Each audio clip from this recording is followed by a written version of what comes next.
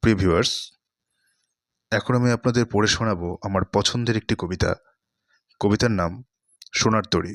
রবীন্দ্রনাথ ঠাকুরের লেখা সোনার তরী কবিতা। গগনে গরজে মেঘ ঘন বরষা, কুলে একা বসে আছি নাহি ভরসা।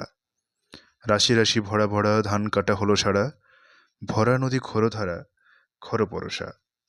কাটিতে কাটিতে ধান এলো বরষা। একখানি ছোট ক্ষেত আমি একলা, চারিদিকে বাঁকা জল করিছে খেলা।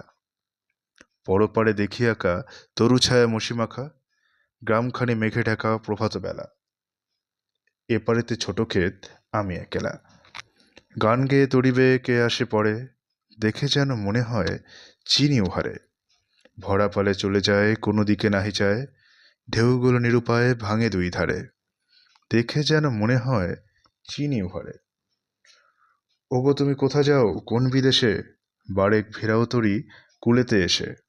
যেও যেথা যেতে চাও যারে খুশি তারে দাও, শুধু তুমি নিয়ে যাও ক্ষণিক হেসে আমার সোনার ধান কুলেতে এসে। যত চাও তত লও তরণীর পরে, আর আছে আর নাই দিয়াছি ভরে। এতকাল নদীকূলে যাহা লয়েছিনু ভুলে, সকলে দিলাম তুলে থরে বিথরে, এখন আমারে লহ করুণা করে। ঠাই নাই ছোট সে তরি, আমারই সোনার ধানে গিয়াছে ভরি। শ্রাবণ গগন ঘিরে ঘন মেঘ ঘুরে ফিরে, শূন্য নদীর তীরে রহিনু পড়ি, যাহা ছিল নিয়ে গেল সোনার তরী। ধন্যবাদ।